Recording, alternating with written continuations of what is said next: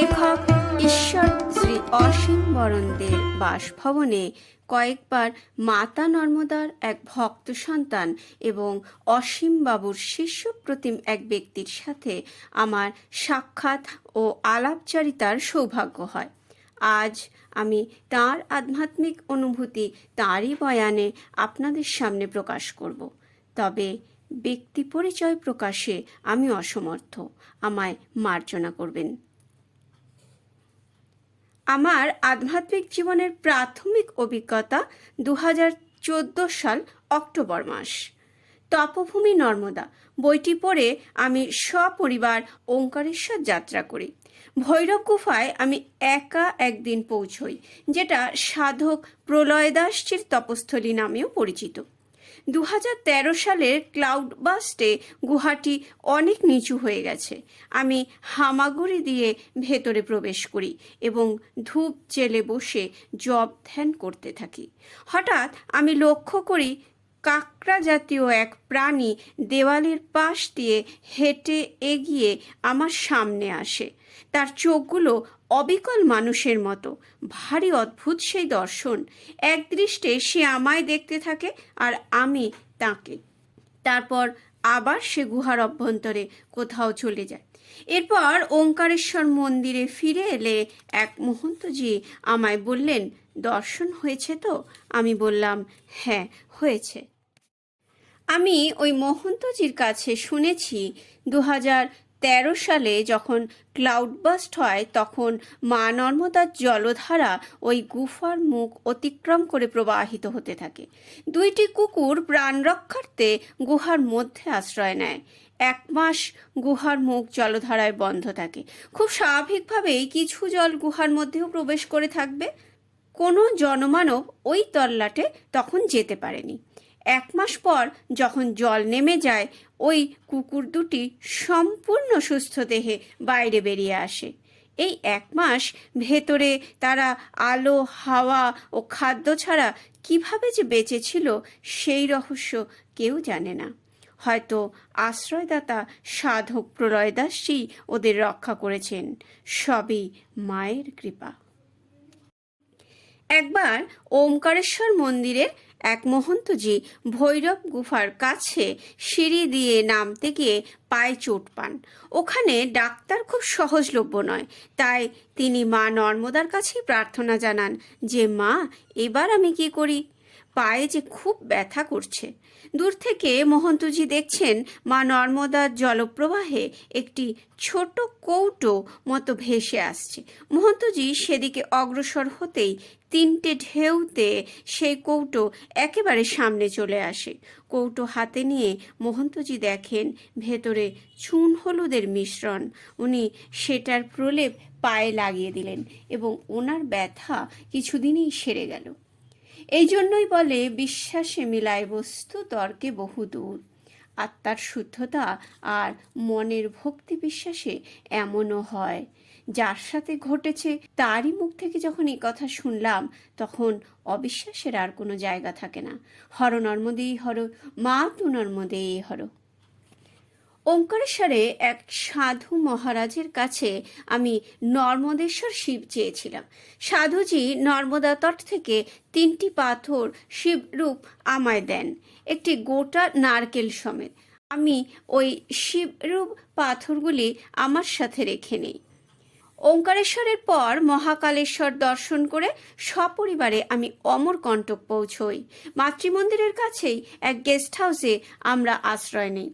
রাতে যে খাটে আমি শুয়েছি তার মাথার কাছেই ওই 3টি শিবরূপ পাথর এবং নারকেল রেখে শুয়েছিলাম।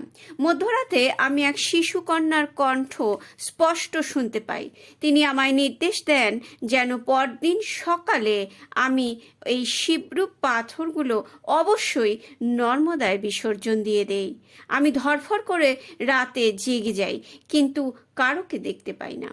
বড়ই সুমধুর সে কণ্ঠস্বর যেন আজও আমার কানে বাজে। পরদিন প্রভাতে আমি মাতৃমন্দিরে গিয়ে পণ্ডিতজিকে সব জানাই। নর্মদা তটে মা নর্মদার সাধিকি মণ্ডপ বলে একটি জায়গা আছে। আমি সেখান থেকেও শিবরূপ একটি পাথর সঙ্গে এনেছিলাম। ওই রাতে 4টি নর্মদেশ্বর শিবই একত্রে রাখা ছিল আমার মাথার কাছে। পরদিন সকালে পণ্ডিতজির কথা মতো আমি 4টি নর্মদেশ্বর শিব সাথে নিয়ে মাতৃমন্দির পৌঁছায়। পণ্ডিতজি নর্মদা কুণ্ডে আমায় নর্মদেশ্বর শিবগুলো বিসর্জন দিয়ে দিতে বললেন। আমি তাই করলাম। এবার তার কথা মতো আমি নর্মদা উদ্গমস্থলে সিঁড়ি দিয়ে ধীরে ধীরে নেমে গেলাম। দরজা বন্ধ ছিল, কিন্তু পেছনে স্বয়ম্ভু নর্মদেশ্বর আমার দর্শন হলো। হর নর্মদে হর, মাতু নর্মদে হর। এরপর আমি একা একবার অমরকণ্টক যাত্রা করি। আমি মাইকি বাগিয়া যেতে চাইলে জিপগাড়ি আমায় জঙ্গলের মধ্যে এক জায়গায় নামিয়ে দেয়। আমি সেখানে পথ চিনতে পারছিলাম না, একা জঙ্গলে ঘুরে বেড়াচ্ছিলাম। হঠাৎ দেখি 2টি কিশোরী ওই পথে আসছে। তারা আমায় পথ দেখিয়ে জঙ্গলের মধ্যে চলে গেল। আমি তাদের দর্শিত পথ অনুসরণ করে মাইকি বাগিয়া পৌঁছলাম। সেবার আমি মাইকি বাগিয়াতেই ছিলাম। শুনেছিলাম মাইকি বাগিয়ার ওপরে পাহাড়ের জঙ্গলে এখনো রাতে মায়ের নূপুরের ধ্বনি শোনা যায়। আমি মাকে স্মরণ করে অভিমানীর সুরে বলি, মা, তুমি সবাইকে শোনালে, আমায় তো তোমার পদধ্বনি শোনালে না। এরপর যাত্রা শেষ করে আমি কলকাতায় আমার বাড়িতে ফিরে আসি। সেই রাত্রে আমি বাড়িতেই ঘুমিয়েছি। পরদিন প্রভাতে আনুমানিক 4টে নাগাদ আমি আমার চতুষ্পার্শ্বে মায়ের পদধ্বনি, তার নূপুরের আওয়াজ শুনতে পাই।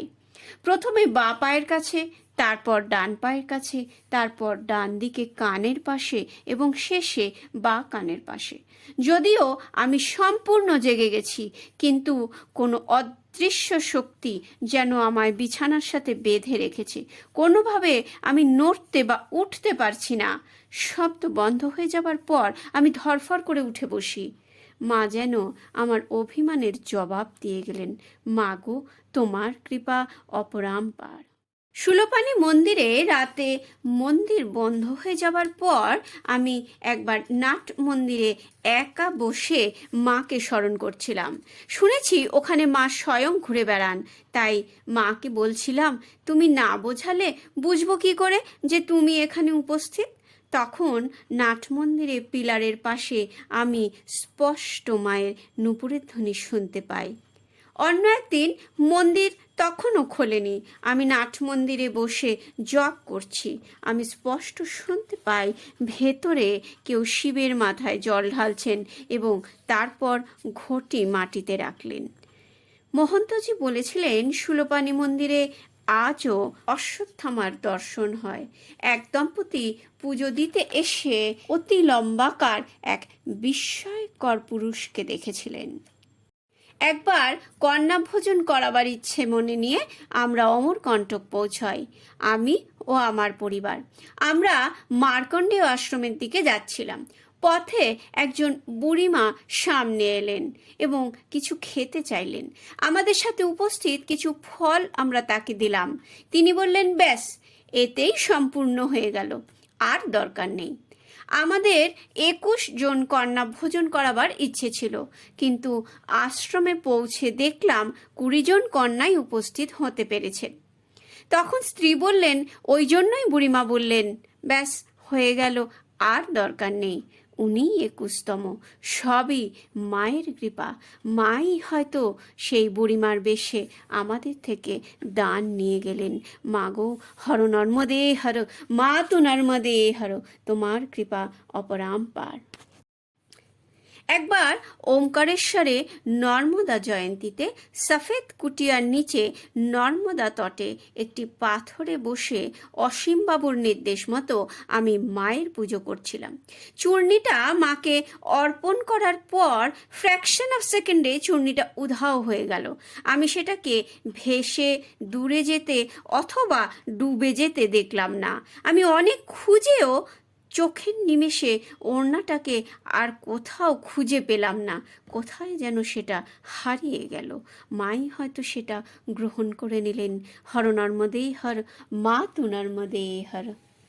এক হায়দ্রাবাদ নিবাসী পরিক্রমাকারীর ইচ্ছে হয়েছিল পরিক্রমা প্রারম্ভের পূর্বে নর্মদায় বেলপাতা অর্পণ করবেন। তিনি নর্মদা তটে পৌঁছে লক্ষ্য করেন বেলপাতা তো সাথে আনা হয়নি। তখন একটি শিশু কন্যা হঠাৎ সেখানে উপস্থিত হয়ে বলল, এই নিন বেলপাতা। তার পরিচয় জানতে চাইলে সে বলল, আমি এখানেই থাকি, বাবার সেবায় যাচ্ছি। কিন্তু পরিক্রমাকারীর বেলপাতা প্রয়োজন একথা তো পরিক্রমাকারী ভিন্ন অন্য মানবের আর জানার কথা নয়। কিন্তু মা তো সবই জানেন, আর ভক্তের ইচ্ছে হয়তো এইভাবেই পূর্ণ করেন। অসীমবাবুর কথা মতো একবার আমি একা দুর্গাধারার ওখানে সিঁড়ি দিয়ে নামতে থাকি। অসীমবাবু বলেছিলেন, তোমার দর্শন হবে। পুরো সিঁড়ি সম্পূর্ণ ফাঁকা, আমি একাই নামছি। সিঁড়ির এক মোড়ে আমি দেখি লাল পাড় সাদা শাড়ি পরিহিতা এক মহিলা লাল টিপ পরে মাটি কাটছেন। আমি খুব অবাক হই যে ওই জায়গায় ভদ্রমহিলা মাটি কাটছেন। আমি জিজ্ঞাসা করলাম, মা আপনি কি করছেন? তিনি জবাব দিলেন, এই আপনাদের সেবায় নিযুক্ত আছি। এরপর আর কথা বাড়ালাম না আমি। অসীমবাবু বলেছিলেন, অনুমতি ছাড়া স্পর্শ করে প্রণাম করবে না। অতএব আমি হাত জোর করে প্রণাম করে চলে গেলাম। ফেরার পথে আর আমি তাকে দেখতে পাইনি। সুলোপানি মন্দিরে এক পূজারীর সাথে আলাপ হয়। তিনি বলেছিলেন, মন্দিরের নিচে জঙ্গলে একবার তিনি ও তার এক সহযোগী পথ হারিয়ে ফেলেন। পূজারী মনে মনে মাকে স্মরণ করতে থাকেন। হঠাৎ এক বৃদ্ধা মহিলা এসে পূজারীকে পথ দেখিয়ে দেন।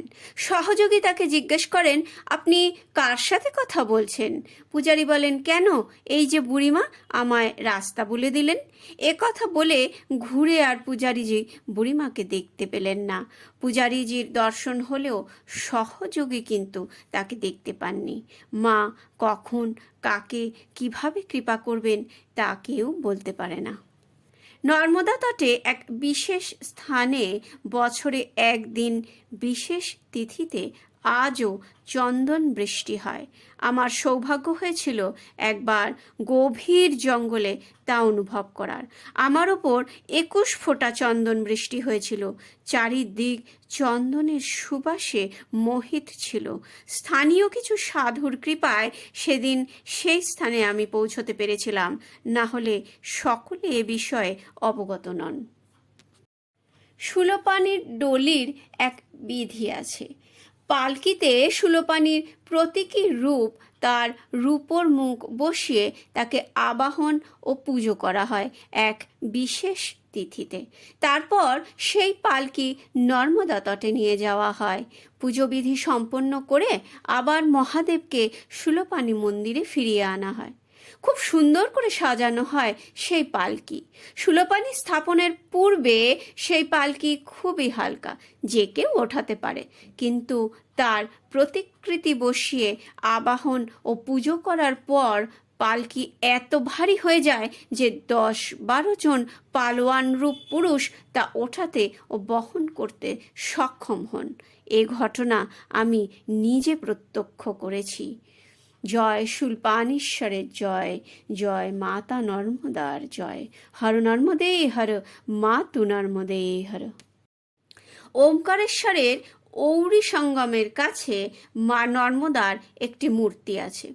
আমি যখন সেখানে পৌঁছই দেখি মায়ের চোখ থেকে জল প্রবাহিত হচ্ছে, যেন মা অভিমান করে বলছেন যে তুই এত দেরিতে এলি। এ আমার নিজের অভিজ্ঞতা। মা এখনো সেখানে স্বয়ং বিরাজিতা। হর নর্মদে হর, মাতু নর্মদে হর।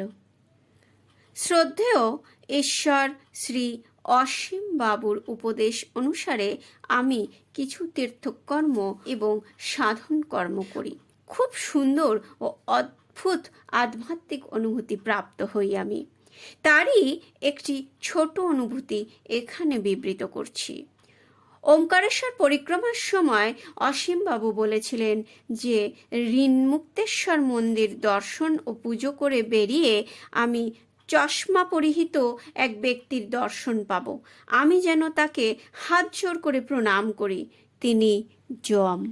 অবাক হলেও প্রশ্ন করে অসীমবাবুকে বিব্রত করার স্পর্ধা আমার হয়নি।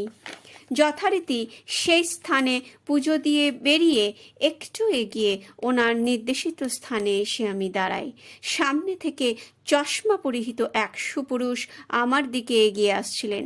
আমার বুকের মধ্যে ধড়াস করে ওঠে, ইনি কি যম? আমি হাত জোর করে ওনাকে প্রণাম জানাই। উনি চোখের ইশারায় তা গ্রহণ করেন। তৎপশ্চাৎ উনি আমার পাশ কাটিয়ে এগোলে আমি পেছন ফিরে আর তাকে দেখতে পাইনি।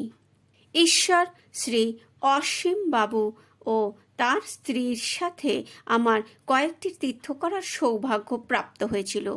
তারই দু একটি অভিজ্ঞতা আজ আপনাদের সাথে শেয়ার করব। নর্মদা তটে এক বিশেষ স্থানে নর্মদেশ্বর শিব বিধিপূর্বক পুজো করে নৌকোয় আমি ও অসীমবাবু শিবলিঙ্গ সাথে মা নর্মদায় যাত্রা করি। উদ্দেশ্য নর্মদা গর্ভে নর্মদেশ্বর প্রতিষ্ঠা। মাইজি নর্মদা তটেই প্রতীক্ষমান। আমরা নর্মদা গর্ভে শিব প্রতিষ্ঠার পর যখন ঘাটের দিকে প্রস্থান করি, হঠাৎ নৌকো নিজে নিজে ঘুরে সেই নর্মদেশ্বরকে প্রদক্ষিণ করতে থাকে। মাঝিরাও অবাক হয়ে যায় যে নৌকো তাদের আয়ত্তের বাইরে নিজে থেকেই চলছে। প্রতিষ্ঠার পর প্রদক্ষিণ বিধি আছে, যা আমরা ভুলে গিয়েছিলাম।